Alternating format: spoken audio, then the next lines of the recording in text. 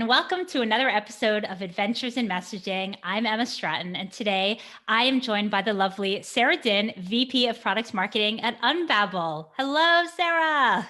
Hi, Emma. Nice to be here and talk to you. Yes, it's wonderful. And if anyone's wondering why Sarah looks so glowing and happy and relaxed, it's because she's calling in from Playa del Carmen, where she's been traveling around Mexico for the past few months. And I'm super jealous.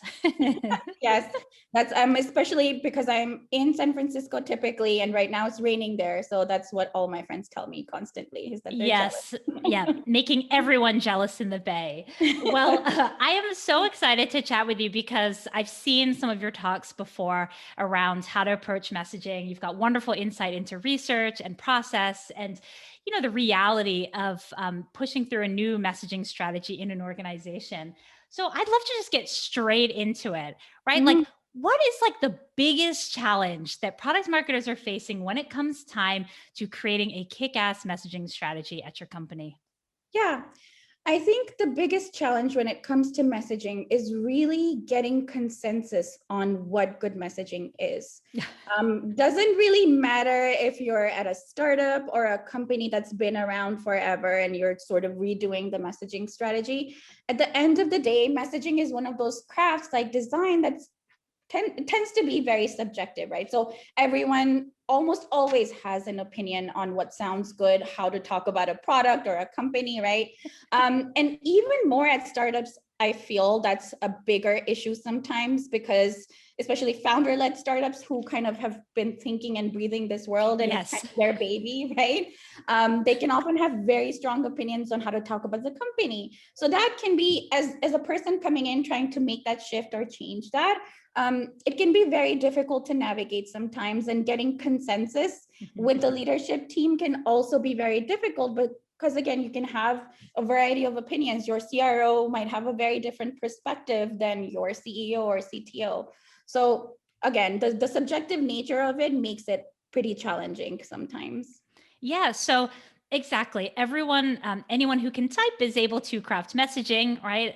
Everyone has strong opinions. Everyone cares, especially the leadership, side of things. So what are some ways that you can kind of overcome that subjectivity or try and rally different stakeholders around a direction? Yeah, and in my experience, one of the things that you can really do is use data to your advantage, right? A lot of times you can it's easy to go into a bubble and just kind of shut off your calendar and take 2 days and just write messaging and come out and be like, this is perfect. Let's roll this out, I've right? done that a few times. And sometimes you need to, and it's fine. Joking. But if you're really putting the effort into it, you're likely going into this process with some research and gathering data throughout and doing things like A/B testing, right? So it's really, really important to make sure that you are doing that research throughout the process, before and after, and then testing things, because then the data that you gather from that can be really, really helpful in kind of taking that when you're presenting this new messaging to the leadership team, to explain why you're making certain decisions and where the logic comes from. You also want to make sure that you have a mix of both quantitative and qualitative data, because again, messaging is emotional. So while there are certain things you can A/B test in terms of like word A versus word B, what resonates best with your audience, it also really, really helps to do qualitative in-depth interviews with people that you are trying to target, and kind of seeing their emotional reaction to the messaging, and then taking that back and showing it to your leadership team of, here's what customers actually have to say. And I've seen that have such a major impact on driving consensus across a very difficult team sometimes. So data-driven approach is always the best. Right. It's like you can't argue with data. Exactly. Like, what are you Data going to proves. say to that? Yeah. I mean, so you mentioned A/B testing, and that is like kind of looking through, a microscope, and you're choosing this word or that, or this Mhm. value proposition or this.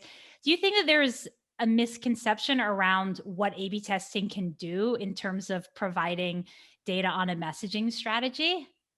I think there can be if people only do A/B testing, Right. because that's not enough, right? So, like I mentioned, you want to do a mix of qualitative and quantitative interviews and research to gather all kinds of data. But also, A/B testing alone isn't enough. It can be very useful and effective at the granular level. So Right. if there is a discussion around a certain use of a certain word, A/B testing is great. You just use something like an SEM ad, which could be quick and fast and run 2 versions and test out which does well. But you also want to make sure that you're testing across different channels as well. So not just A/B testing in a certain channel and expecting that that will translate into every single channel. It's really, really important to also do a mix with whether it's email, social, display ads, or through like running a pilot with your sales team if you are a sales-led organization on the actual pitch, or actually running a concept test. So I do a mix of those things, and then concept test, which is a kind of a market research where you can test the same or 2 different or 3 different messages with the same audience, and that you can cut that sort of message into different bits and pieces and get reaction to how unique it is, how believable it is, how does it drive them to look for more information. So that can be a really in-depth way of doing A/B testing, but it's more like testing a concept, not just A/B testing. Right. I love this, all these different channels, like not just, yeah, running like an SEM ad and just calling it good, or Yeah. just your value proposition, just really trying different channels. What's your personal favorite method? Like where have you routinely gotten just amazing insight, like in your own personal experience? I mean, so my background is I used to work at SurveyMonkey. And so, I come from the research world. So my immediate go-to is sort of running surveys and doing market research, concept testing. I love running concept tests. And just the kind of insight that you get, it's so interesting because oftentimes you also have assumptions on what Yep. will work best. And then you see it either it validates it, or it's completely different. And you're like, wow, I never thought that would be the result. So I just love doing that. It's always a surprise. Yeah, absolutely. Yeah. You're like, I can't believe that's the one they Yeah, chose. Like, it you, doesn't make you any never sense. know.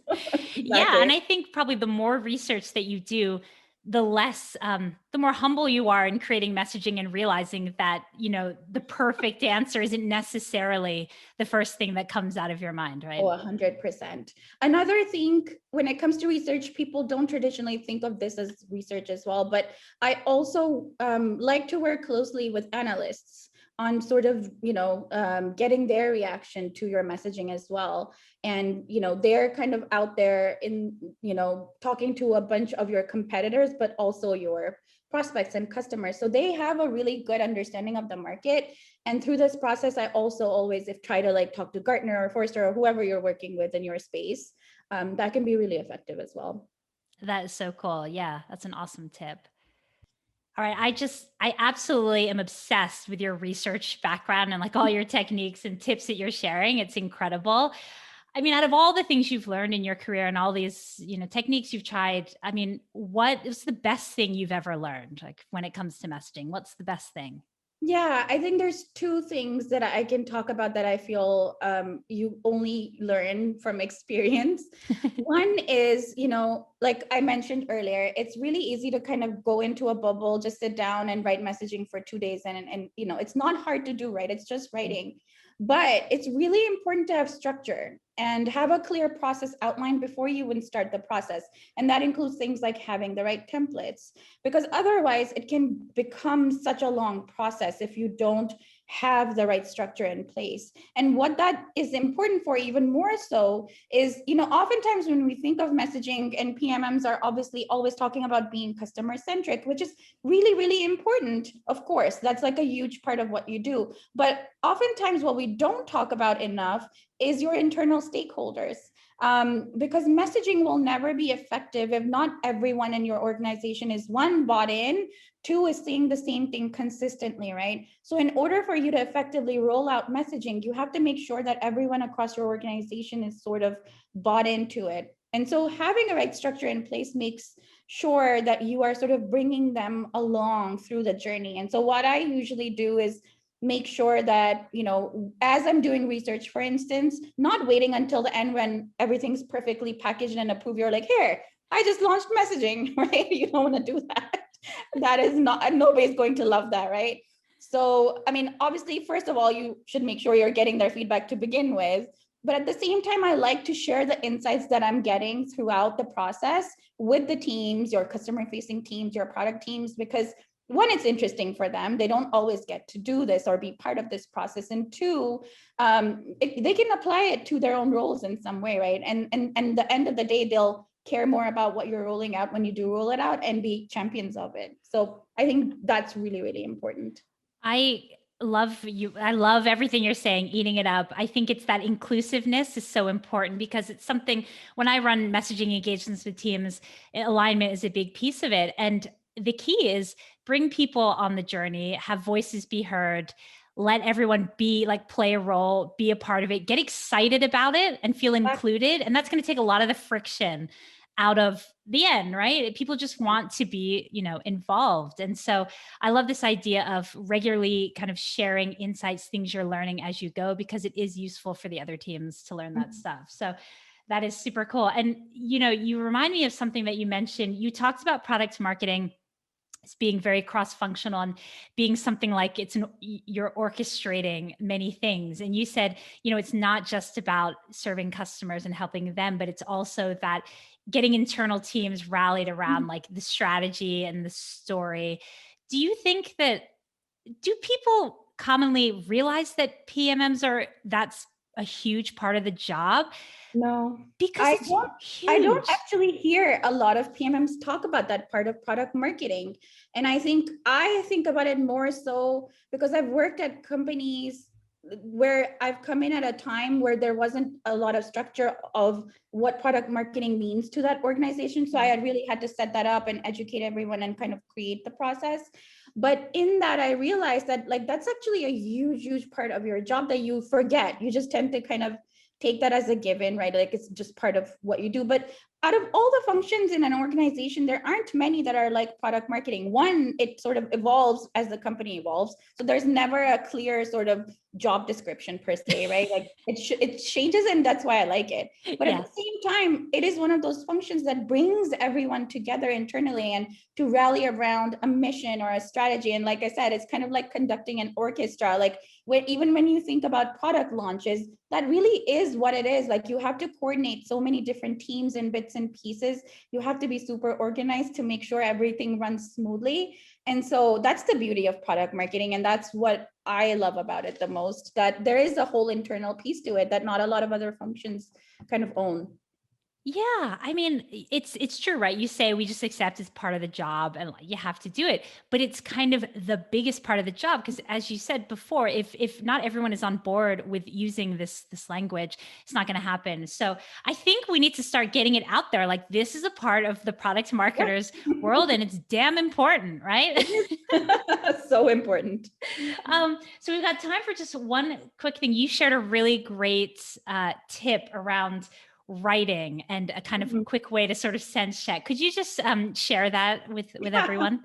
It's something that I think I've started to do more recently because I realized it in all the times that I've kind of done messaging is that writing is different than speaking, right? When you write, you often sort of write with the voice in your head. And sometimes it sounds very beautiful when you create these sophisticated sort of sentences. And then when you try to actually speak them, it doesn't make sense. It sounds like gibberish. And so what I've started to do with messaging is to pressure test it by actually speaking it out loud. Because at the end of the day, messaging is not just always written, right? Like you think messaging, you think website or written Right. content, but a huge part of it is actually rolling it out to your sales team, and they're speaking on phones or on Zoom today, like, having real conversations with real people. And so it needs to be simple enough that they can say it in a conversational way and that it makes sense. So I always now pressure check what I write by speaking it out loud. And sometimes you really realize that you write very differently than you speak. It's interesting. You should try that. It's very, very interesting to do. Yeah, I love that. And you bring up a really good point that a lot of messaging is meant to be spoken. And we think landing page, website, Mhm. like ad Exactly. copy. And I do too. And you're talking about salespeople, it's got to sound right. So I love that. I think one of my favorite writing tips that I talk to people about that I do for myself is actually writing like I speak. which is Mhm. kind of the same thing, just like in reverse. But Exactly. It's I hard sort to of had do to, actually yeah, you sometimes. kind of have to untrain that part of your brain from school where your exposition, introductory paragraph, like compound sentences. You sort of have to like unlearn that and then go back to just how do I say this in a clear, straightforward way. Yeah. Um, so, Sarah, you're a friggin' rock star. I Thank think I you. could talk to you for 2 hours about all the knowledge you have about messaging. But you shared quite a bit in just a short amount of time. So thank you so much for being on the show. Thank you. I love talking about messaging, so anytime. Yeah. And please soak up some rays in Mexico for me because I need them That's in my plan. Portland. All right. And thanks to everyone watching, and definitely check out our next episode next week. Bye.